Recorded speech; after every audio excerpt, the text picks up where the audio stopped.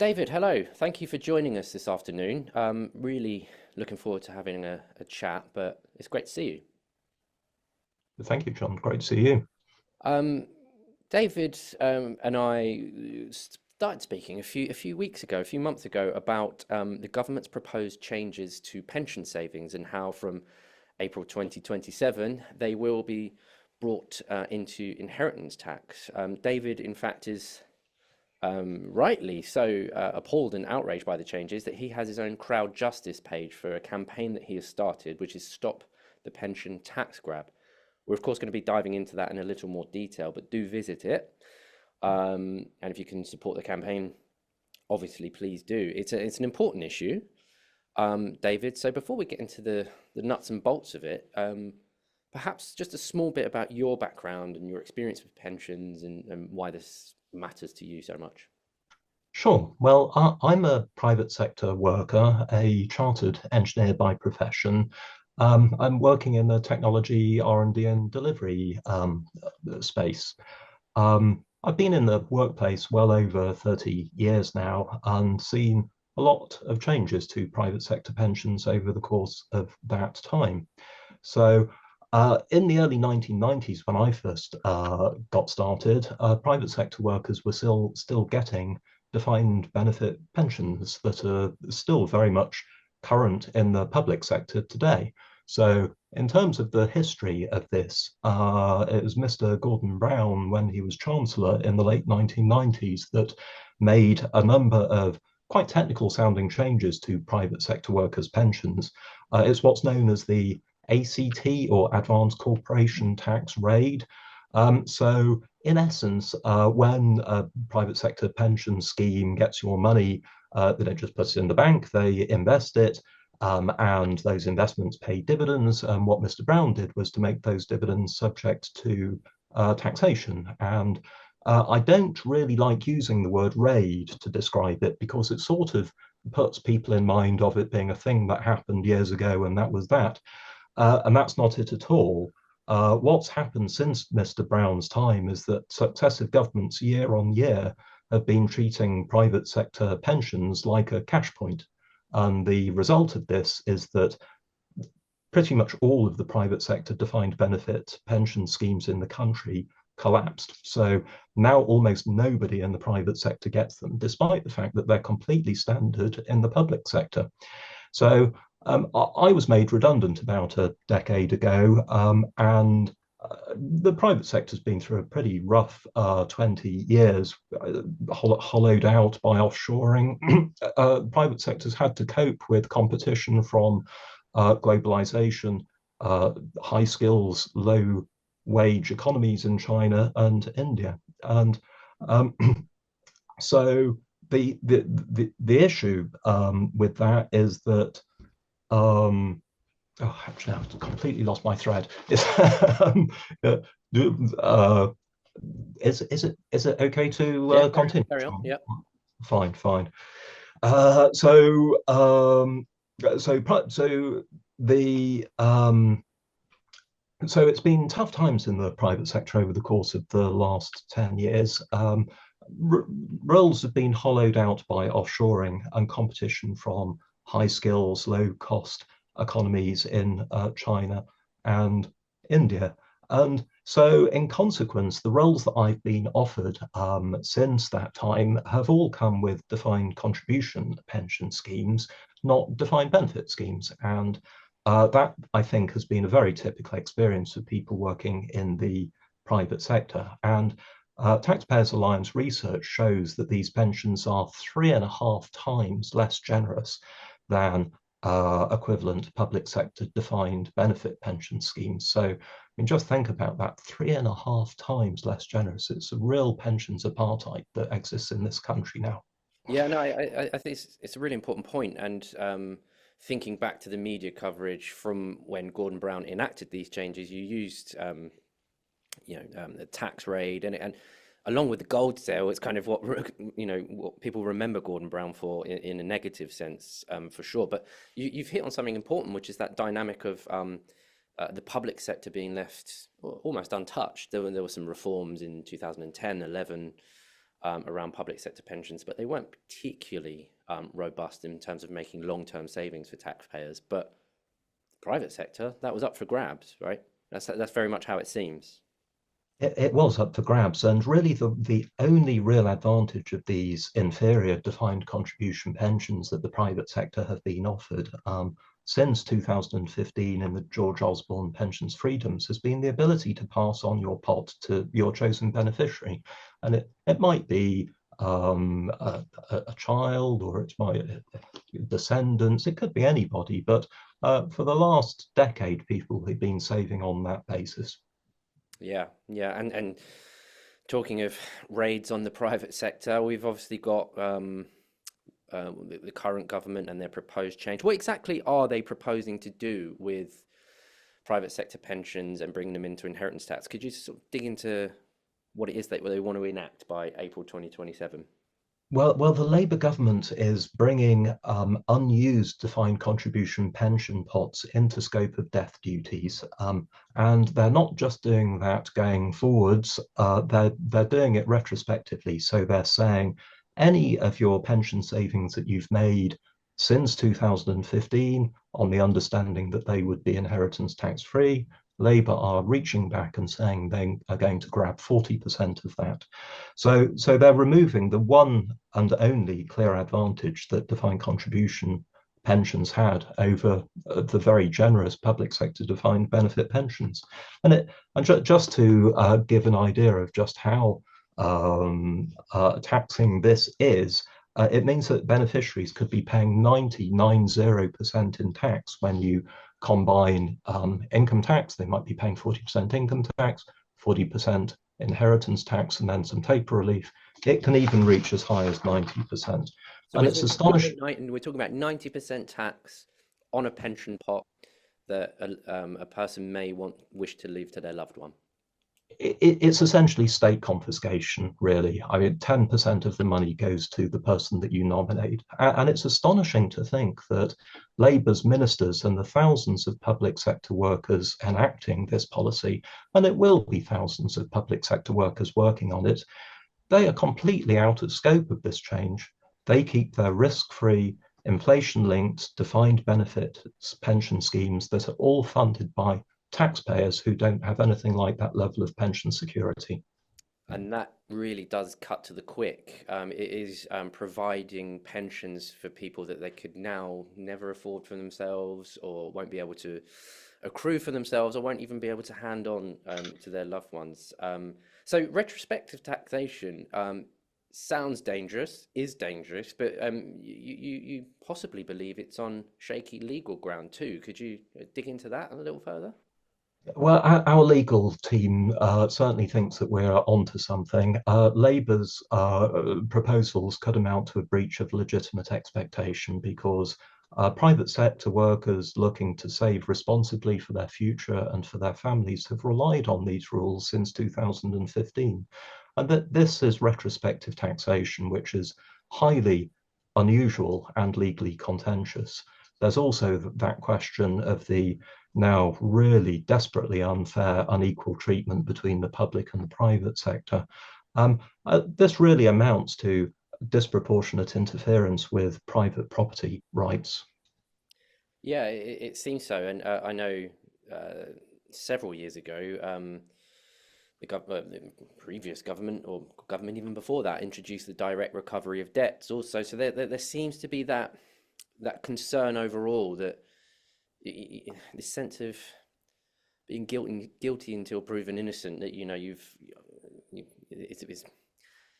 unfairly accrued some wealth, and we're going to take it from you until you can prove otherwise. But this is obviously slightly different, the retrospective taxation element. But what are we hearing from ministers themselves about their justification for it? Well, it's an interesting question regarding the minister's role. I mean, it might be sensible just to talk about the pensions minister, Torsten Bell, at this point. So I've been critical of Torsten Bell. He came into the Labour government from the Resolution Foundation, the left-wing think tank, where he was formerly the chief of that. And they designed this proposal. It's really a tax raising proposal, hidden in plain view. Um, his own policy papers admit that these retrospective changes are contentious. But the government, despite howls of protest from the industry and from the public, are really pushing ahead full steam with this. If they were really interested in fairness, because to come to your point about what's the justification, um, the Treasury keeps repeating that the purpose of pensions is to provide for retirement, not to pass on wealth. Well, that's true, but there are lots of problems with what they're doing here. And if they were really interested in fairness, they'd remove this retrospective element to their plans. It's pretty clear this is about Labour ideology rather than any desire to be fair. And there's a really revealing exchange on the social platform X between Baroness Ros Altman and Pensions Minister Torsten Bell. So, just for anyone who's not familiar with Baroness Altman's background, I mean, this sort of really illustrates that this isn't a left of politics, right of politics argument. There's real disagreement on the left. Baroness Altman sits in the House of Lords as an independent now, but when she was drafted into David Cameron's government as pensions minister at that time, she was actually a card-carrying Labour Party member. So she's no true blue Tory by any stretch of the imagination. But here's what she has to say about it. She says, dreadful decision to bring inherited pensions into IHT from 2027. Many will have to drastically change their plans for their estates. To which Torsten Bell, the pensions minister, replied, nonsense take. We rightly tax privileged pensions to provide our hugely important incomes in retirement. Well, that's an unintentional and almost comical self-reveal, in my view. He's calling private sector defined contribution pensions privileged pensions there, while defending his own, quote, hugely important gold-plated public sector defined benefit pension. So this is the very definition of two-tier thinking. So they talk about fairness, but in reality, they just can't see how desperately unfair pensions in this country have become.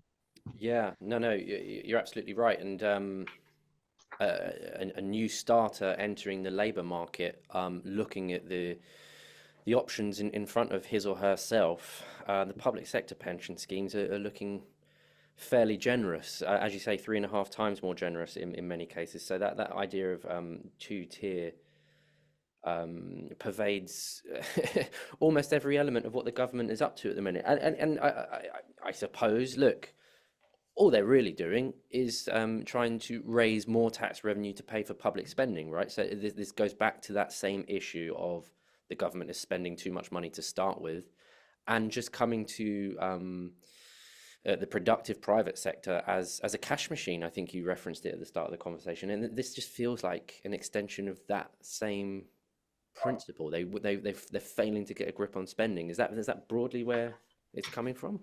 I think that's absolutely right. I mean, the state has expanded so much, and as we were talking about earlier in the conversation, it's an ever-increasing state that's relying on an ever-decreasing productive private sector to generate foreign currency through sales of equipment and services to prop up what's become this absolutely enormous liability in the public sector. So so there are huge legal concerns about what Labour are doing. That the economic impact of what they're doing Well, is. yeah, exactly, David. And the economic impact is really important because we've seen it in other areas of what the government's been doing that, for instance, increasing employers' national insurance. They called that low-hanging fruit. And, the Treasury static model showed it was going to raise X number of billions. But at the end of the day, if businesses stop hiring, or if they decide to shut up shop and do something else, then tax revenues don't do they don't act as predicted, right? So, No, absolutely. shifting onto pensions, what kind of economic impact could this have?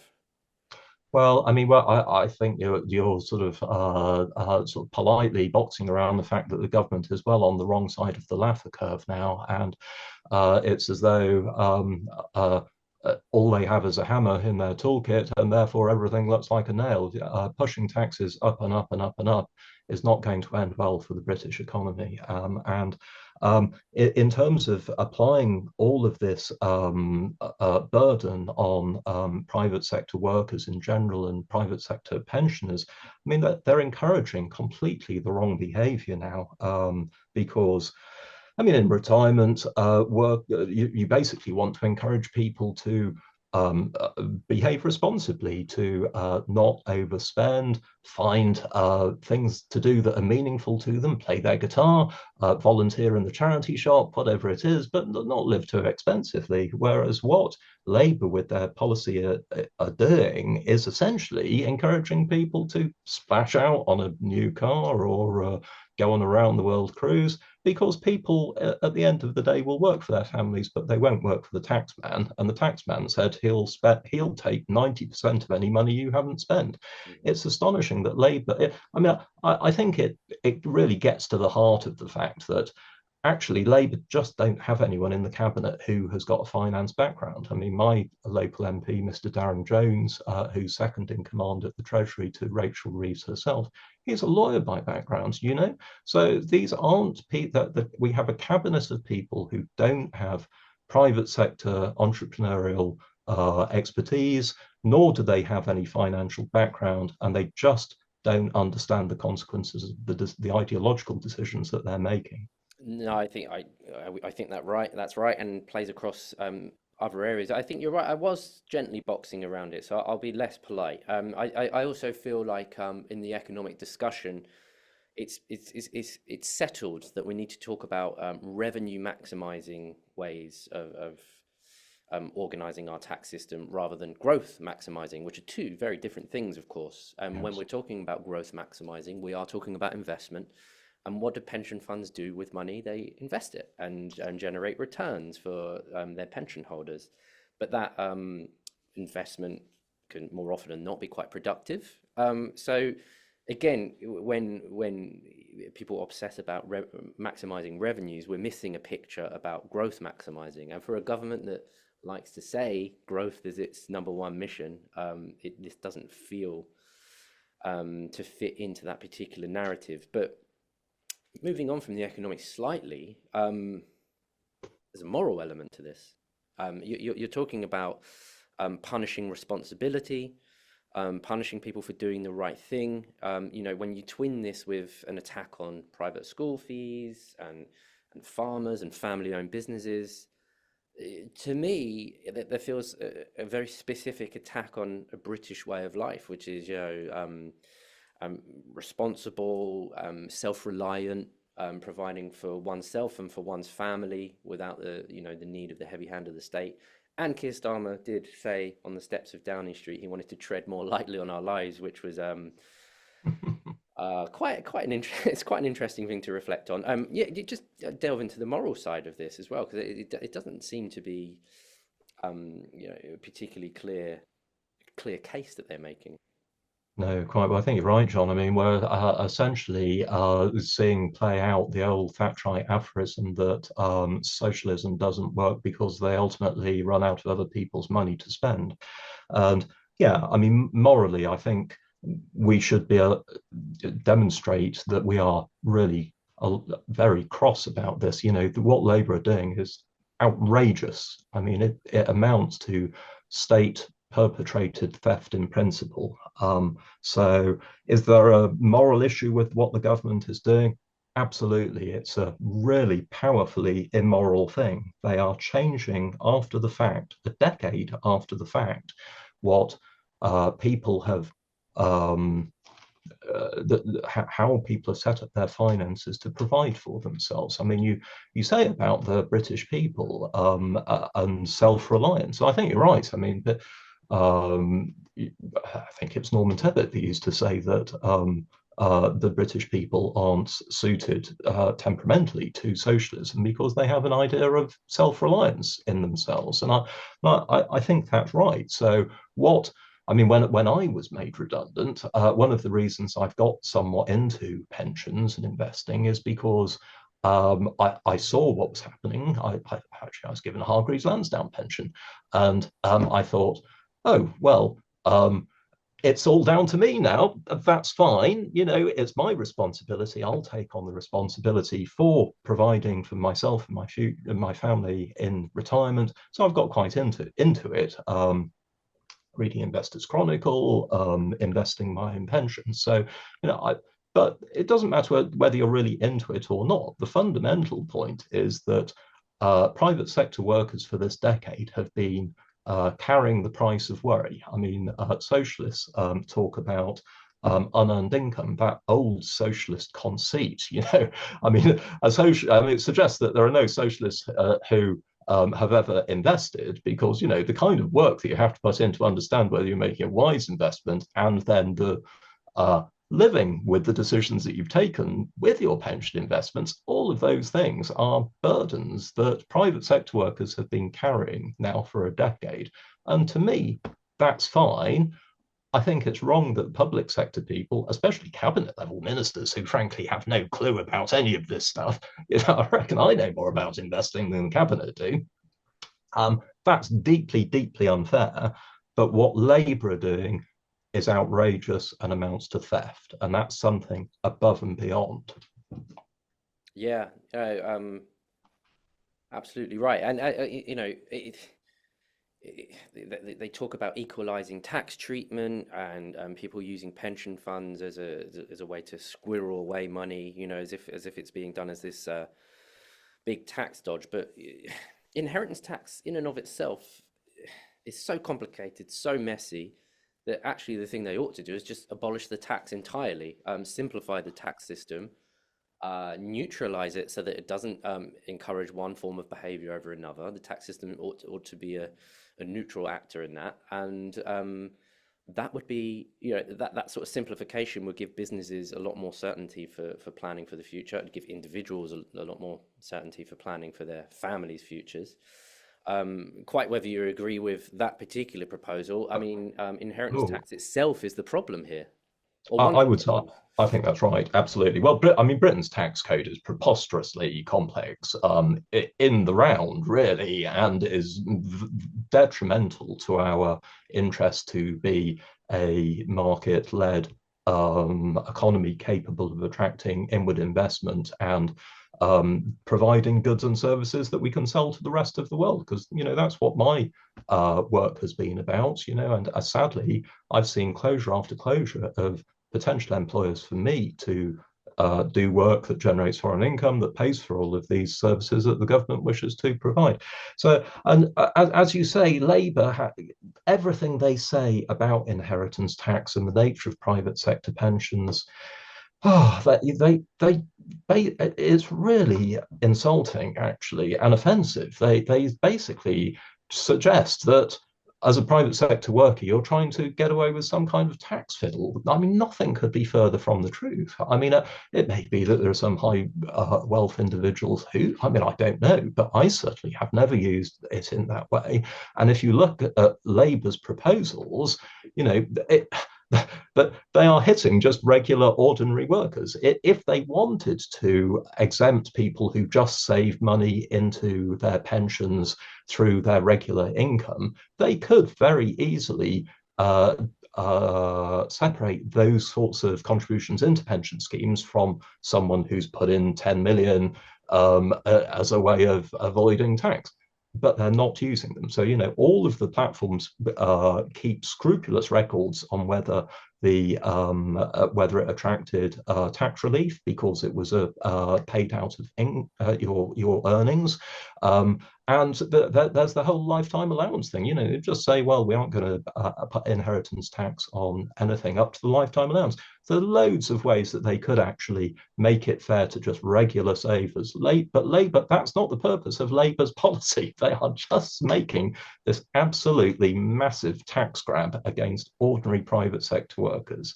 out of ideological Yeah, reasons. I think that's really interesting because, they frame a lot of this stuff in, bashing the rich. We're going to go after the wealthiest with the broadest shoulders. But we've seen it with the income tax burden, actually. TPA put out some work just this week where actually it was the top 1% of income earners paid around 30% of income taxes. That's now actually dropped to about 26.7%. So the top 1% are paying actually a smaller proportion, largely because richer people have the ability to move. We've seen some people leaving the country. The point being, which is one you just made, that lots of these things end up hitting ordinary people in the pocket rather than, even if you were to take them at their word, the so-called intended target. So I find it really interesting that this falls into that bracket, that it's actually ordinary savers who lose out in the long run. Most definitely. Yeah, which is almost always the way, right? So David, wrap us up. You've got this campaign, so why don't you just talk a little about that to wrap up the conversation? Yeah, absolutely. So we're running a crowdfund. So what I'd ask anyone watching to do is to help us challenge the government. What we're looking to do is to keep direct defined contribution savings that have been made since 2015 death duty free. Labour are really pressing ahead now with their retrospective confiscatory plan, despite really strong opposition from both the pensions industry and the public. Um, uh, and it will only be stopped by people challenging it, and it has to be challenged in the court. Labour have a massive supermajority, so if we are to challenge it, it has to be through the courts. And if it does go through unchallenged, it sets a really dangerous precedent, essentially that the state can rewrite the rules a decade after the fact and confiscate 40% of your earnings or your savings. It's absolutely outrageous thing that Labour are doing. So we're in the process of trying to raise £15,000 through the crowd fund to instruct a senior King's Counsel lawyer in tax and public law to test the legality of what the Labour government is proposing with its retrospective tax grab. And the opinion that we receive, it will guide our legal strategy and our political briefings. So let's be clear about this. Labour's proposal is theft, and it will happen unless we can get together people who are willing to challenge it legally. David, thanks very much, and thank you for shedding light on something that I don't think has got nearly enough attention. The government, unfortunately, are doing so many awful things at the minute that this one's kind of slipped under the radar. So thank you for breaking it down and explaining it in a little more detail and highlighting some, quite frankly, sinister elements to some of the changes. So, yeah, thank you again and good luck with your campaign. Thanks so much.